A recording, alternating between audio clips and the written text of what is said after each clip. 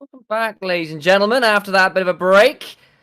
Nice to be here. Nice little wave, by the way, Marvin. I appreciated that. That was nice. Made me feel really welcome. But we are back after DFM handily defeat V3. It was interesting comps. Not necessarily what I would consider meta, at least looking around the rest of the world, as we've said. But both teams seem to have an idea about how they wanted to play the game. But execution-wise, DFM, particularly around some of these sort of jungle skirmishes, particularly around some of these side lanes, really put V3 under the bus. And that bus was named Shaco and LeBlanc. Yeah, it was a kind of a hard one to dodge away from when you can't see it coming, simply put. Which meant I mean, the Persona 5 politics references are everywhere right now. Oh lord. A few highlights up on the official stream right now. I mean, this is like Ebby getting out of this one alive is just this was astounding. Egregious. I cannot believe he got out of that one alive. There were multiple times where I feel like DFM did get a little bit away with murder, but considering their comp of multiple assassins and then a minor frontline, you can see it right here in the execution. There's really not much you could do if you're V3 and you can't disengage them, which they just didn't have the tools to handle. And look, it's all well and good having a burst rotation to get a couple people down, but if your main consistent DPS and the Ziggs is dead at the start of every single fight, I don't care if you get a couple kills. The rest of the fight is never going to go that well, especially if you can kite away from the Mundo. The one fight now on screen is the one that went wrong. Muujin kind of buys a lot of space, and poor old Steel is left out for the Wolves, and then everything else kind of goes wrong from here, because Cog, it turns out, doesn't take any damage, and Ace, what a Ring of Frost that was. And I will say that considering we will have V3 coming up in this following game against the Hawks, I feel like this comp works against most teams. Like, I wouldn't say that it was a bad composition or a flawed one. I would just say that DFM are clearly in form enough that they are strong enough to execute on the punishes here. This is a really sad one right here where Muujin jumps in and gets feared by the box, stopping and getting the full-on engage. That was really the part where I was like, I don't think they can recover from this one, because Ace, they TP in the back. Yeah, you do a lot of damage to Steel, but you know what? That's the Shaco who's like mostly a tank at this point, and he's done his job right now, right? Ace. Gone, dead. Yeah, that's a bit unfortunate. And the problem is Utapon left untouched. So, like, Shaco is not really the target in a lot of ways. Like, he's obnoxious, he's irritating, he sets up a lot of stuff, but he's just not really the person you need to, like, look at his items in this one. He's got the wit's end again. There's a DFM really loving that item right now, and we didn't really get to talk about it beforehand, but I suppose at this point, maybe we do have a chance to talk about the wit's end second for Utapon. Yeah, it's a what are your thoughts on that item? Yeah. I think that great. It works very... Is it a pretty strong item? It's a pretty strong because it gives you all the stats you need against these magic damage champions. The movement speed you get from going for those hits is one of the reasons that Cogmore goes this item first with that tank build, because even seeing it on 2 players that game for DFM, we had it on Steel as well. It just allows you to reposition and fight nicely. The on hit's great. The other stats it gives you of just the MR, the AD, and the attack speed is, I would say, not broken, but into the right comps, it feels broken. And this was definitely one of those comps where if you look down, we were discussing in the draft, well, what physical damage does V3 actually have for themselves? And then they finish off with a Mundo who doesn't really answer that question, which meant, provided that we didn't see Muujin get super far ahead on the Xin Zhao, then stacking MR was rewarded greatly for DFM. Fairness to Muujin, he entered that game with 5 kills, had done okay, really. Then that one option there to be able to that one fight where he did manage to split everybody apart. You saw some signs of life there, but it didn't work out, and DFM felt very confident, honestly, most of the way through that win. It was a much cleaner closeout as well. There was another throw. There was a near throw. We'll add that one up. They did lose the Baron. There was a near throw, which does seem to happen occasionally too often with DFM, but either way, they came up with the win, and instead, I think it probably is time we start looking forwards, because for V3, back to the drawing board a little bit here. They're going up against the Hawks, who seem to be doing okay, honestly, this split, especially considering where they had been towards the beginning of last split, but they scraped into playoffs and looked better this split in the summer. They've seemed a little bit more cohesive. Dasher has been having a pretty good time. Honestly, he's been looking pretty good in the mid lane. I know we'll be talking about them a little bit later. And Tussle, while we had a lot of issues and a lot of despair for him in spring, seems to at least be making some more consistent, proactive plays this split, even if they haven't always been working out? I think part of the added consistency, big air quotes on that one, from Tussle is just because now Dasher is looking really good. Like, they are winning in most matchups they have been put against, if not being able to just abuse in the mid game and go for game-winning fights.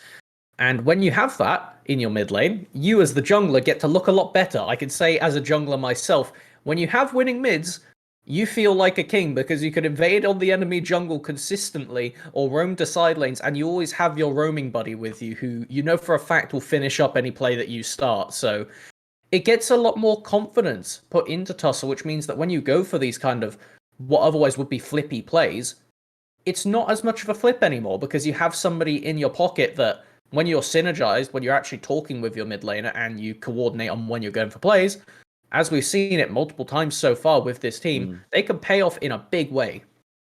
Yeah, yeah, they can, and that's a big deal right now. And I guess at this point, I do have to ask you, Melvin. Obviously, come off that loss. It's a bit frustrating one for V3. That DFM have always been a little bit of a monkey on their back. They kind of overcame it a little bit last summer, but it got very difficult. You know, they went to 5 games against the DFM that'd been struggling all summer. It was looking pretty scary. It's a word of the moment, apparently scary for me, but that's the way to phrase it. That they had kind of were in a difficult position. They did manage to come out with a win in the end.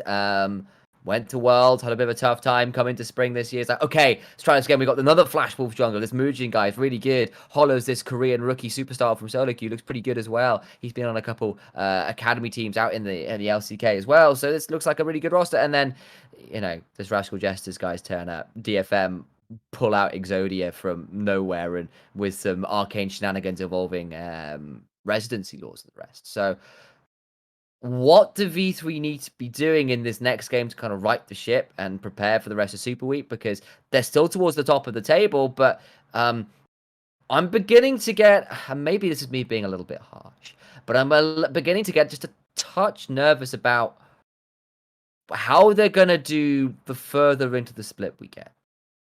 I think now is the time for refinement from V3. You've already secured yourself a pretty handedly placed spot to get into playoffs.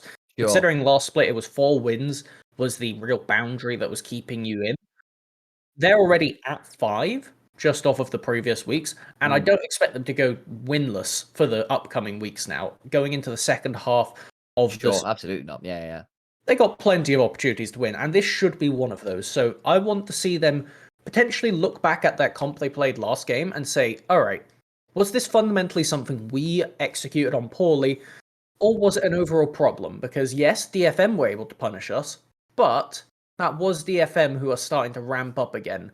Yeah. And considering their performance last game, I feel like it answers a lot of the questions that we are saying of, are they back? Are DFM able to take away these top spots now? That answer appears to be yes, so V3 need to go, well, we can either test out things in this game that we want to try against top teams later, or we can try and work on that, say, was the Mundo a problem? Was there something else we could have done in its place? Or was it just execution? Because we kept talking about they need to go first, and they weren't going first. And in some ways, it was difficult to go first when, you know, every time you try to, there's teleports coming in behind you, or you leave someone out the side lane because you've got to keep an eye on those waves. And LeBlanc and Set and Shaco and Rakan and Kaiser can all dive you on the tower and then disengage and blink of an eye later. Like, it's so hard to hold someone at the tower for a long period of time with those champions. And yes, you've got Alessandra, but, you know, there's a lot of cleanses. There's a lot of ways to get back. How long can you keep someone at the tower with aggro? You know, it's hard. And it did prove to be that way. But perhaps enough about V3 at this point. We've sung their woes in that last game. We've said what might be a problem in this coming game up. But on the other side, Hawks. These guys have been kind of a little bit better than perhaps we were afraid they could be coming into this split. We had some hope after playoffs last split were kind of good, but this summer they're what at the minute. They're standing at 2-4 losses, so not fantastic, but at the same time they've picked up a couple wins. I think they'll be a little bit upset about how last week went in some ways, where, you know, they did drop to both the Jesters and to DFM. So, but they're 2 of the top teams in the region. So in some ways, it's like, well, maybe that week was a bit of a write-off anyway. This week, V3, it's another top of the table team. And they've got Sengoku as well, who have been struggling. So with V3, maybe you have a chance here. This would be a good opportunity to take a win off someone higher up the table if you can. That would show good growth for this team. And the Sengoku, that's a team that's struggling despite the talent on the roster. So maybe you can pick up that win as well. Like, what are you looking for from the Hawks this week? This week, at least in this game, I feel like the Hawks need to test things. This is equally their time when you're kind of at either end of the standings. This is effectively right now, if we're just putting rough numbers on it, the 5th to 6th place and the 2nd to 3rd place, give or take. So there's enough of a gap where it should be a decisive game. But if the Hawks can find something in this that works for them, they can refine on it and use it to beat teams like Sengoku, like Burning Core, to secure themselves playoffs. And that's all the Hawks need to do in their current state against the really impressive field that the LJL has got for competition. The fact that Axis has shown up has really made it a lot of a heavy top 4 right now, which I think the Hawks could physically break into, but they would need a lot of practice, and more importantly, they would need to find the style that works for them and allows Dasher to kind of win them the game solo that they have been almost able to do in multiple games this split. Yes, indeed. And, they have got half a split left to play, but they are just ahead of their competitors behind them. Sengoku and Burning Core struggling at only the one win themselves thus far, and this is going to be that kind of moment. They kind of would like a buffer, really, between themselves and those teams because, they're in that last playoff spot at the minute. But, one game between you and kind of, well, not relegation is the wrong term, but and not being in playoffs is a big difference. And you do need to start picking up some of these wins. And I guess at this point, maybe time to get into some of those nitty-gritty moments of like, okay, well, what do you need to do to actually take the game off V3 here? Our eyes, I'm sure, turn to Dasher, surely. I think with Ace coming off of that game, possibly a bit shaken, they were one of the players that I'm not going to say necessarily underperformed for V3, but they were the tool that DFM was using to win. So taking a look at this game, we need to see if Dasher can abuse that fact, because in our recent podcast discussion, we're talking about our top 3 mid laners and some of those kind of things like that. And one of the questions that came up in my mind particularly was Dasher versus Ace for 2nd and 3rd. Because Nathan should be up there, but right now I feel like current form, Dasher is far and away outperforming, which leaves you in a position to say, assuming that is the case, what can Dasher actually do to try and dismantle Ace, or at very least be more proactive on the map, as we do see on the official stream right now that it is the top laners that is being highlighted, that I think is another really important stuff, because Upperman hasn't been performing as well as they historically have. No, I mean, back in 2020, this guy was a bit of a split push god. His Gangplank double Infinity Edge lives forever in my mind. Whereas Cog this season in general has kind of been unleashed, all things said and done.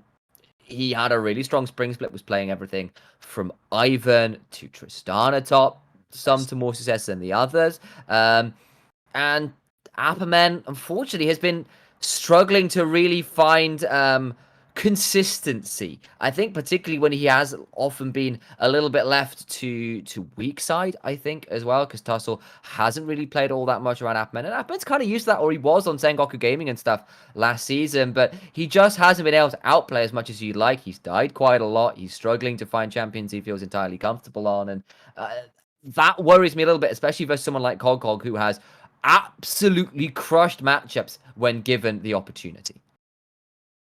And coming into this game is going to be very important to see if they can crush this matchup, because losing one side of the map early on around that Herald objective makes it very potential for us just seeing V3 swinging that game. We saw last game, presuming that they go for a similar comp or even just having the Ziggs in there regardless, it wasn't too difficult for them to make that play onto bot that got them back into the gold parity with DFM, and then using their satchel again on the mid lane tower to blow it up. Question is for me, will V3 stick to that style? Because I think it will certainly work against the Hawks if they can refine potentially on that top lane, maybe get similar matchups, but as we kick off into draft, now all those questions will be answered firsthand.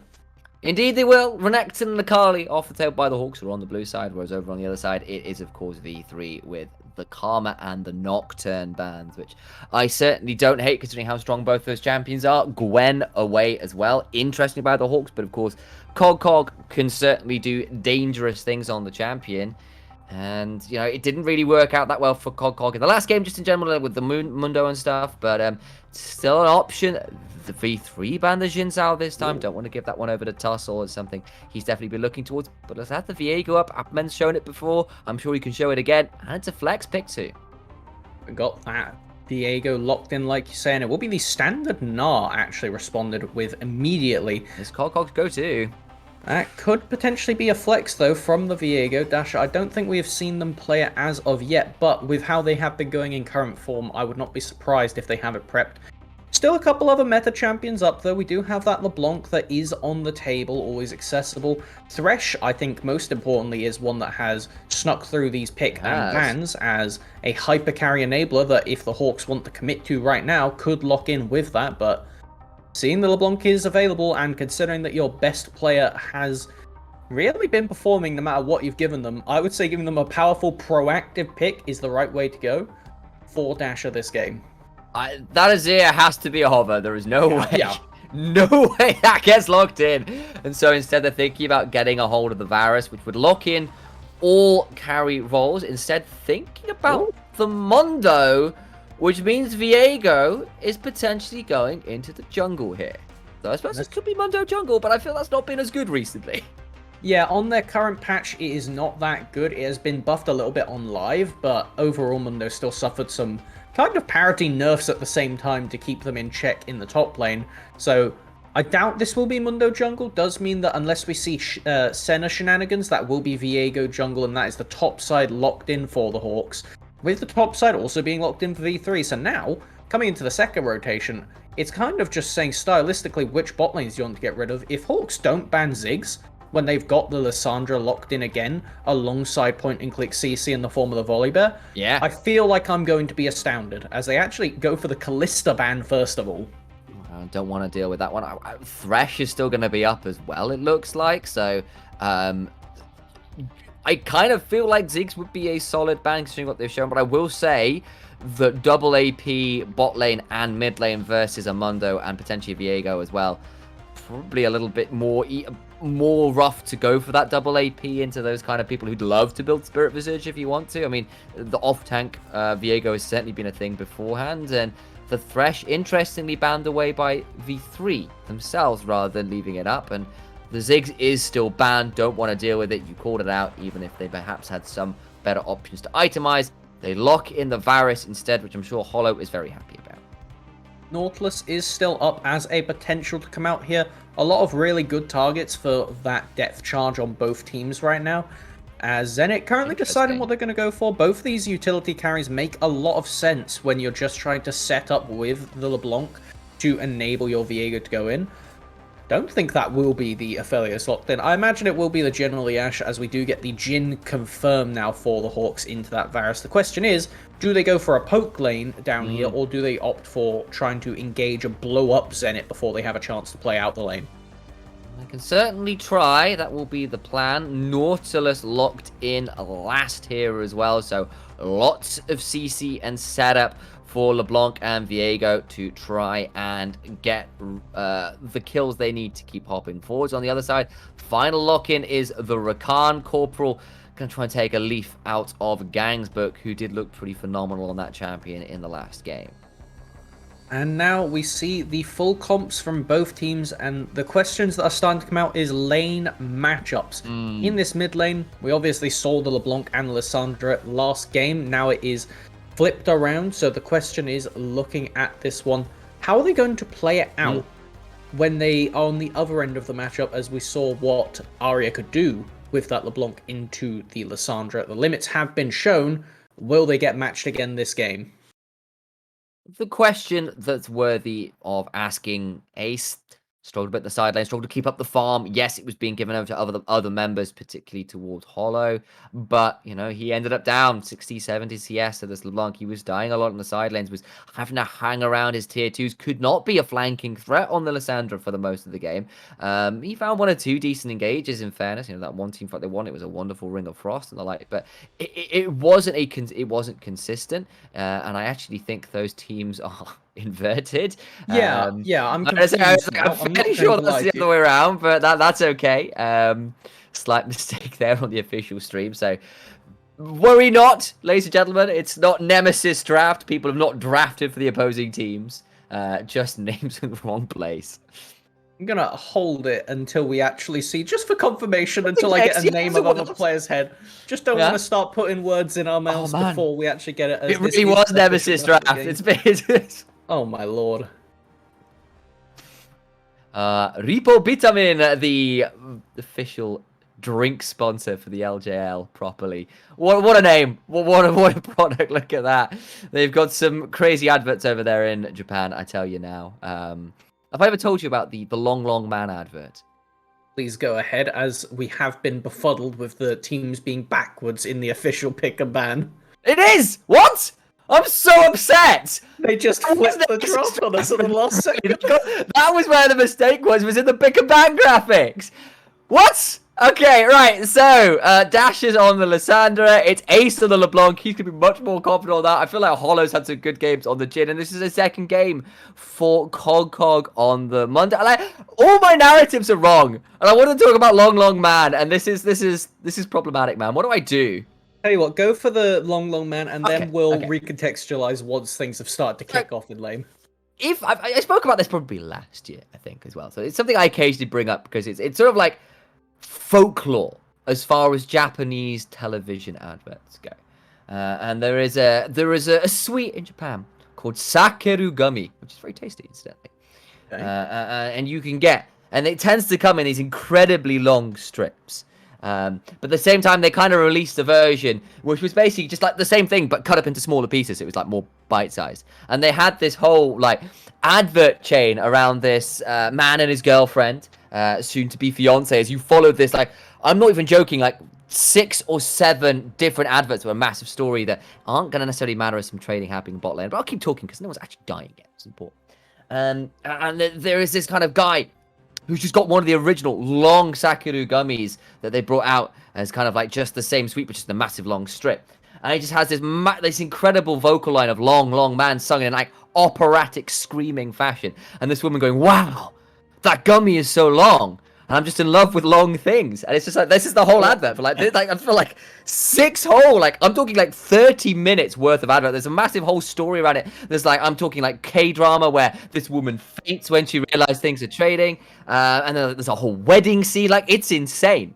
And it turns out that like, it's actually really just an incredible pride story. And the guy and this man with the long gummy fall in love. And leave on their white motorcycle at the end of it all. It is an extraordinary advert series.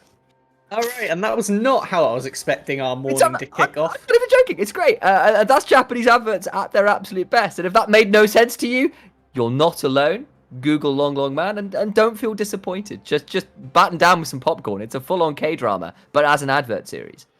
So, we're 3 minutes and 20 seconds in before we actually acknowledge the fact there's a League of Legends game happening on our screen. Let's, run through a couple of the things that have happened so far of not very much. The Blitzkrieg guy has put a minor advantage in V3's pocket, but after the last game, I don't think a minor advantage is going to be much considering, as we have had both junglers just full clear, no real aggression happening, no summoners actually used aggressively. As Tussle is going to just loop around and potentially try and force something out of Ace, but it's a LeBlanc, not going to bother with that until you've at least got the level 6 lockdown from Dasher. Yeah. So, couple people I want to call out here as well.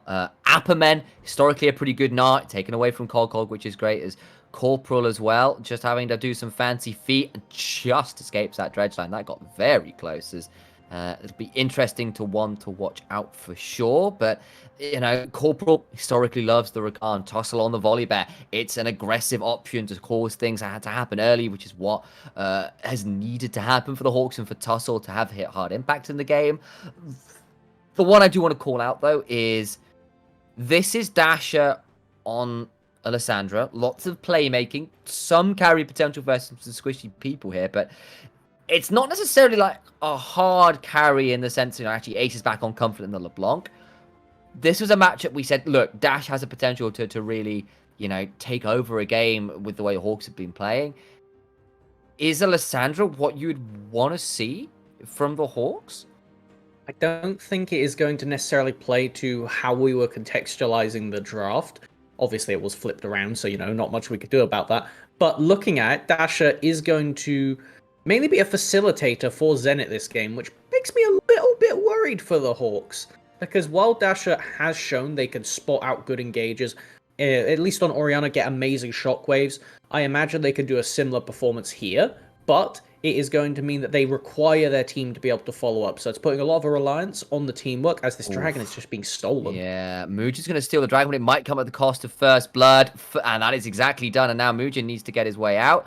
So at least they get the dragon, but it comes in trade for first blood. And the Hawks side, that's the trade we're willing to take. And honestly, first blood into Varus, pretty good news. It will be good news if they can make things happen with it, which again, priority on to Zenit. We need to see them getting things done with Corporal in this lane, and it can't be roaming around the map because you don't give your Varus first blood, then leave him alone. This needs to be somewhere you are playing towards, and considering the enemy ADC is a Jhin, you do have a Volley Bear, I would like to see Tussle hit level 6, start walking down there with Dasher, and have these two hold hands, walk under that enemy tower, and just decimate Hollow and Reiner over and over again, because that is what the Hawks have drafted with this plan, and if they can't execute on that, then it makes me very worried for how they will win this game. Well, they've got the tools to do it. They've got a lot of dive threat, and they have only got one cleanse on their AD carry to V3, so you turn the tower off and try and just blow them up. Seems to be a pretty good game plan. If they can make it work, as Mujin and Ryan are just roaming through the river. Gleaming Quill comes out, but doesn't really do anything meaningful there. And that'll be Skull Crab secured by Mujin and left with at least a little bit of lane pressure for Ace, which is good news, using those chains to stay out of range of all the sort of short-range damage from Dasher, as Mujin just trying to make Tussle's life very difficult. Has hit level 6 before the Volley Bear, which could make things a bit problematic, especially if they're looking for a blue buff invade here. They are fishing, does have bot lane roaming up beforehand, not actually priority in the lane though, so if this does go poorly for V3, it goes very poorly, as they are committing to this right now, and it looks like the Hawks doing the right thing, just pushing out the lane first so they can collapse at no cost. But Ace, first one on the call from mid, does mean that V3 are going to get to walk on over, but are going to be forced out of that jungle. Chains miss, and Dash is going to take the claw away, and I think that means Tussle's going to have to secure this blue buff for himself. The control ward is taken, and instead you're going to see the Heartbreaker out there, which is problematic because Corporal's roaming up the river. This is looking a bit problematic for V3 now. Flash out from Ace, and yeah, okay, you get a Gromp, and you have to burn Flash and Ultimate. Worth? I would say that's worth for the Hawks right there. They are more than happy with how that plays out, as Dasher showing that they can facilitate and still carry in the process right there. That was a really good call from the team, as now Zenit going for the solo bolo. Does get the Chains of Corruption, forces the cleanse from Hollow, which is pretty scary now. Those level 6s you were talking about have come through. Mujin has transitioned over to this early Herald, though, and is going to try and use that as trade material somewhere down the line. Considering they do have Reiner on this top side, just to make sure they've got that added security, it now starts to beg the question of where they're going to use it, because this Viego will be pathing into the bot lane, full clearing on the way down, just trying to get as fast as they can to that Divine Sunderer. Will make them very tanky in these fights, especially against things like the Volley Bear, like the Rakan, where even the Mega Gnar, where they can get auto attacks off to just chain heal. But that raises the question of if both junglers want to put priority onto this bot lane, it's going to come down to a bit of a skirmish, and both top laners have just committed TP. Mid lane probably won't have them up in time, and it puts a bit of a, I'm going to say a question mark over the Hawks to see if they can force something quick enough with Dasher roaming down. Yeah, I mean, they've got a lot of tools to dive and lock people down, but it's not like V3 are shy of skirmishing tools themselves. And Hollow survives, gets thrown a deadly flourish, open the curtains. If Ace can start hopping in and help Muujin get some resets, the turnaround there could get pretty damn scary.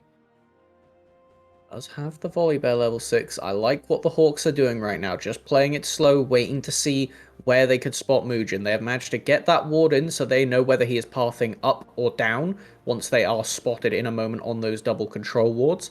So it gives them the priority to walk on down and not actually commit to the play if they do end up spotting them. The Dragon up in 40 seconds as well. They might just say, well, we'd rather set up for that, especially if everybody's a little bit too on vision, and that will be our move instead. And I'm happy to see some solid vision control from the Hawks, because that was really something they were struggling with in spring, and this looks a lot more appropriate, at least in terms of timing, right? Like, there's 30 seconds till the Dragon, they've full vision of Muujin, feeling pretty secure to roam up out of that bot lane where they've got the pressure and try and get that Dragon. As another Chains of Corruption lands and chunks Reiner out just before that Dragon's going to happen as well, which is going to leave V3 in a very difficult position if they do want to contest, and I'm not sure they even have the tools anymore. I think this is just beautiful recognition of what V3 are trying to do by the Hawks, saying, we'll get these double control wards down, plus the crab, to avoid you being able to roam Ace to bot lane. Then, because we know that is not a possibility, we're allowing Zenit to just poke out super aggressively, putting Reiner really low now. If they do commit to an engage at this Dragon, it could backfire very quickly for V3. No teleports for top laners. It will be a 4v4 flash in for Corporal with the quickness to get the Dragon as well. And now the Stormbringer comes through as well. And Tussle trying to get that final attack in, won't get it. And actually V3 managed to disengage without losing anybody, which was quite an impressive feat considering how low those health bars got. Slivers is what we just saw walking away. The resource bars, mana or HP low for everybody sliding out on the V3 side right there. And I don't think that's exactly how the Hawks wanted it to go, but you know what? They put in the effort and they prepped for it, which meant that right here, it's very dangerous for V3 to do anything. They just opt for the flip with the smite. Do not end up getting it, as there is the instant engage from Corporal to force the Heartbreaker away, and the flash from Muujin will make them a lot worse off in those fights. Zenit secured the Dragon on the side. The only way this could have gone better for the Hawks is if they had secured that kill onto Reiner right there, but not going to complain. They still got the Dragon, and now it is, I believe, an Infernal Rift. Does look to be, looking at the coloration of the map, and both teams would love to have that. LeBlanc and Jhin and Viego, oh yeah, they would love it. You're looking at a Poke Varus as well, and a Burst Lysandra. Those are people who would love to have some additional AoE to their damage, for sure, as Zenit wisely backing away here as, what do you know, V3 going for a bot side Herald play. I feel like I've seen that one already, Melvin. There are double TPs up in the mid lane, though, and both of them are kind of just lurking on the bot side anyway to respond, meaning that it will only be the initial plates taken down, and Upmen on the side managing to recover to themselves, so effectively, no actual benefit from that Rift Herald. Not really, and Cog again, got to call this one out. Anathema's Chains first on this Mundo again today. I feel like it's less good than it was last time, because yes, everybody on your team still has CC, but I would definitely say it's less reliable than the Xin Zhao, than the Leona, and I mean, LeBlanc is obviously the same, but Nautilus is going to be able to knock up one person, but they really don't want to be using that on the Gnar, which, at least in the lane phase, is who they're probably going to have the chains locked onto. Feels that way, and at least at this point, maybe it's just surviving that lane best you can, and it's come at a bit of a cost as down come the teleports, and another great engage. Reiner is dead. Now Hollow has to extricate himself from this situation, but look who is here. Tussle starting to roam around, look for potentially put Hollow in a challenging position, and he wisely backs further away from the tower, and they don't go for the dive instead, and that'll just be an easy kill as Hollow just gonna get it. He's gone. Okay. Oh, that was unfortunate stuff. Thought he was safe to move back up, and Zenit says no. I feel like the Hawks are feeling validated right now.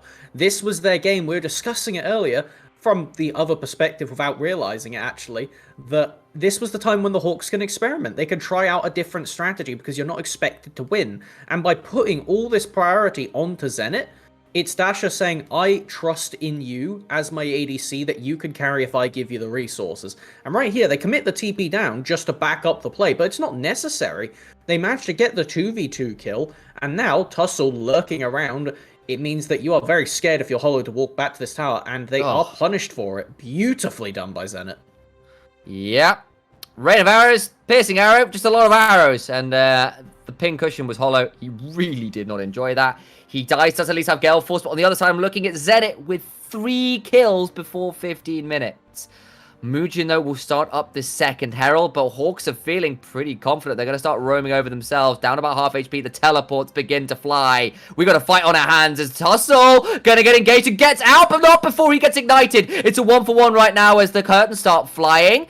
And instead, this might be an encore that V3 are happy to take. Ace does a fair amount of damage with the double distortion, but over the wall now goes Apperman, looking to chunk onto a clone, which is not what we wanted to see. Instead, it's a 1-for-1, and the Rift Herald at least is stopped, but it might come at the cost of this mid lane tier 1. It will be able to at least chunk it out, but the question is, do they manage to escape now in time? It looks like they will not be forced on by anything. They do have the pressure of Dasher being able to go in, but without that ultimate available, they cannot lock themselves up for the safety. And it looks like V3 will get away with that relatively scot-free. They do. So it's a 1-for-1.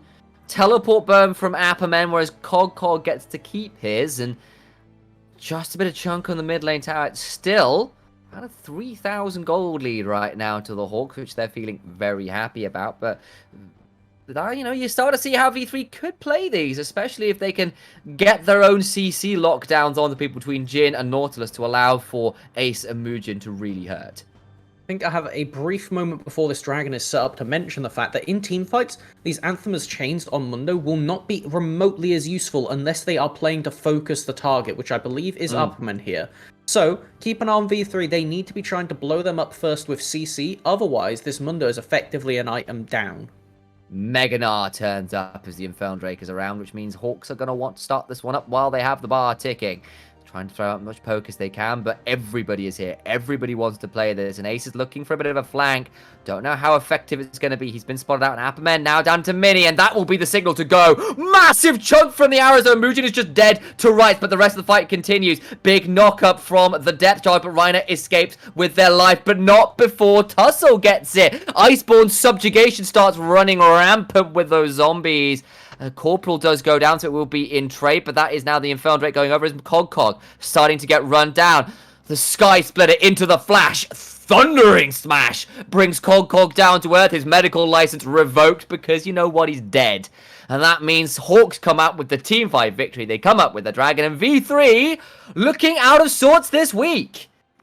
So they have the Hawks playing like a team possessed right here. Just watch how they coordinate to keep Zenit alive. Despite having Ace on the side right now, they immediately turn back to just group up Apperman, start zoning them off, poking them down, saying that you cannot go in. Instant lockdown from the Lissandra ult. And this is the difference between the Hawks and the teams below them. When they were put in the exact same spot against the exact same player on this LeBlanc, Sengoku collapsed. The Hawks, they stand together strong, and they manage to dominantly take this fight, take the Dragon, and show why this team is going to attempt to contest with the teams above them, not just for that last place playoff spot.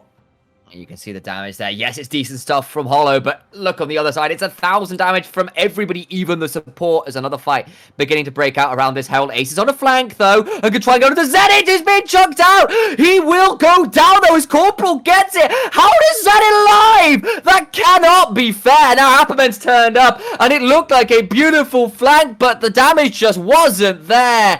Corporal's disengage was beautiful. Reiner falls well. It's only Hollow left alive, and he's caught under a turret here. He could be in so much danger. He wisely gets his way out of there, but it will be the turret that's coming in. Actually, he's still sticking around, and Dasher doesn't have ultimate, so maybe would be a little bit overeager.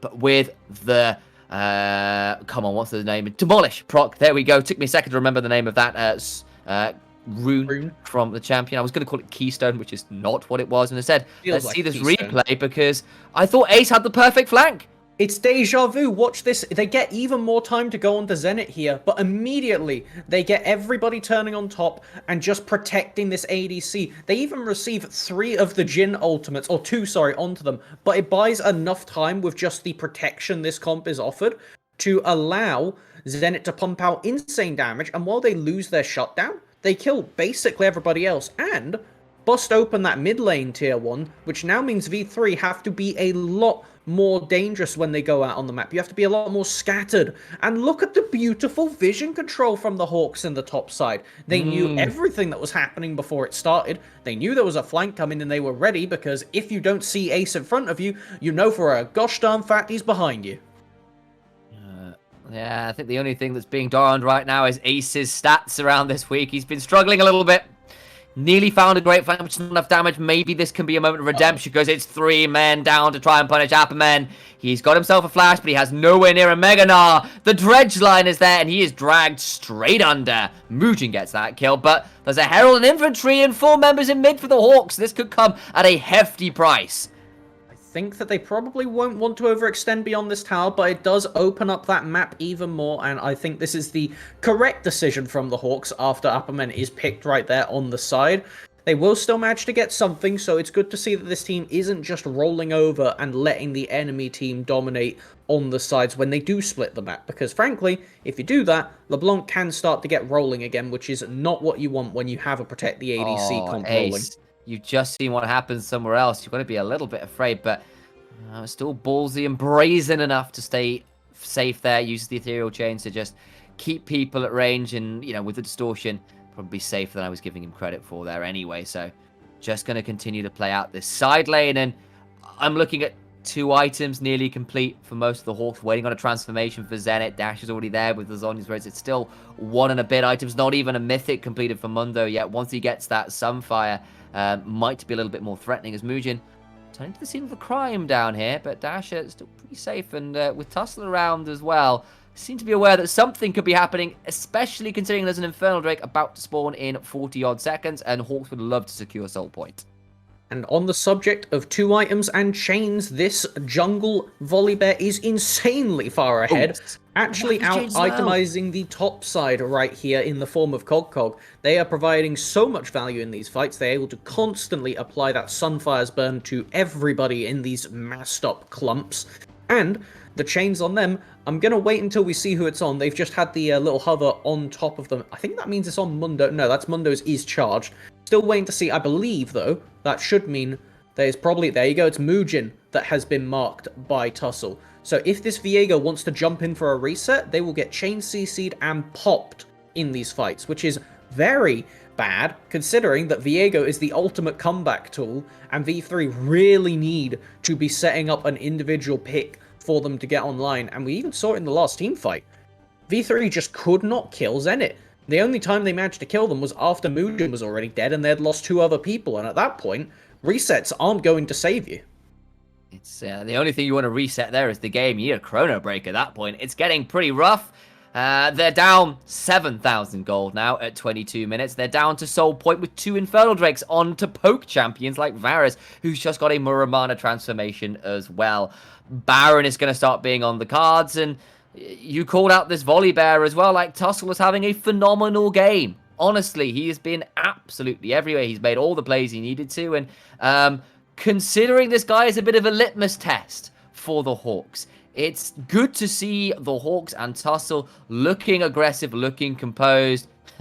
Mujin blast cones him over the wolf pit, but that means he's now out of the jungle right now. And yes, Aces towards the spot lane might grab this tower, but you see Hawks are going to trade onto a tier 2 instead if they can help it. Demolish Proc starts singing, Sky Splitter comes out, and V3 are going to try and clear this wave best they can.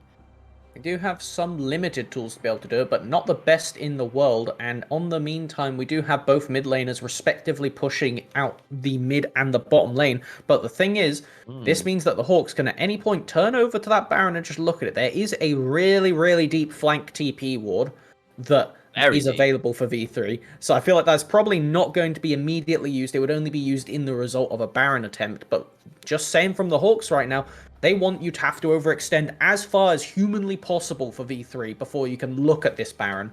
And I think this is the perfect mix between conservative play without overextending past your boundaries, but equally not stopping the tempo.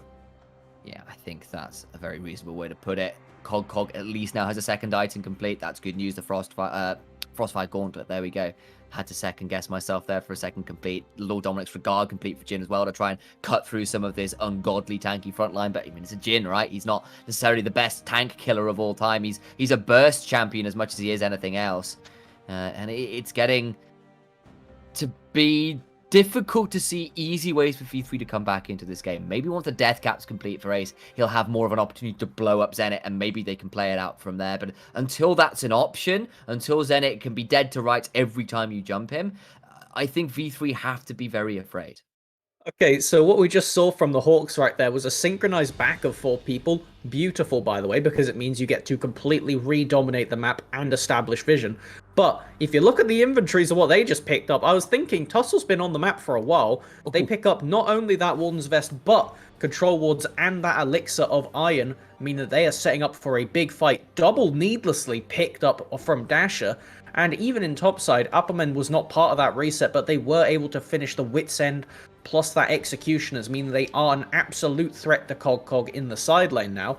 So V3, they are struck for time. They need to be getting something done, but the only issue is, with the final potential Infernal Dragon up in a minute 50, the Hawks are more than comfortable to just force V3 to make an error, and that is exactly what you want from a team to try and actually finish out a game without forcing themselves into an uncomfortable position. Hawks have about 1,000 gold plus in every role over their opponents right now. More so in the mid lane, where it's like 2,000 gold for Dasher, who is definitely making Ace's life tricky. This LeBlanc just hasn't got rolling, has at least been involved in 75% of the kills, 3 out of the 4, which is good news. But you look over at Dasher, 206, up 30 CS, which is, got to be a little bit galling for Ace, considering in the reverse matchup versus DFM, he was down 60, and I don't want to harp on this guy because it's happening across the map, and that's not fair at all. But we're starting to see that just what I'm putting this in is it's just indicative that V3 have been struggling to make things happen in these early games and now into these mid games, both games this week. And it's going to start haunting them, especially when they start to need to win team fights versus this many items. It's a death cap now for Dasher, who's just teleported back in. Very scary stuff. I'm not sure how far Ace off is in gold, but they do have the TP available if they could get it soon. But based on their position, it looks like that is not the case, as this is just V3 trying to get any chip damage possible before they have to contest this soul point. And frankly, I don't know if they can even try. This is going to be so reliant on Muujin getting a good position, but look at the inventories. There's 2 control wards and 1 regular ward left for V3. Hawks can just play a game of attrition in the vision department here, which is something I really never thought I'd say about this team. I know! I remember this team in spring losing control of both pits at the same time. Despite having wards, despite attempting to play for this in this game, they've been very, very good about trying to control vision. V3 have managed to force their way in now, at least. Ace is on the flank, but he's been spotted. Now Cog at the front side trying to do something. Ace goes in, but takes way more damage than it is worth. The curtain call just hitting into beefcakes. It's just not doing as much. At least the cleaver's starting to come through, but that is now Infernal Soul. Apperman goes in, but forces some flashes in trade. Hollow gets out, and now Tussle can start thinking to look about something. Cog and Ace are on the back end of this one as Reiner gets a hook onto Tussle, but he's going to get stunned in place and knocked straight down. It's already Ace dead as well. It's 3 for none. Make that 4 for none as Hawks find the turnaround counter punch. The Infernal Soul is in, and they are being straight to hell now as Hawks can barrel their way down mid lane with those death timers. It might just be game again. I think that they will be able to take this, and V3, this is not the week they were expecting, definitely not hoping for coming into this one. Not only getting knocked down in the standings, depending on how Axis do later, they could even be potentially knocked down into 3rd going into this day, as it is a brilliant performance from the Hawks. But the thing is, if they've lost this one, they now go 5-3. If DFM win their next game, they are tied with V3. That is a scary thought to consider as well.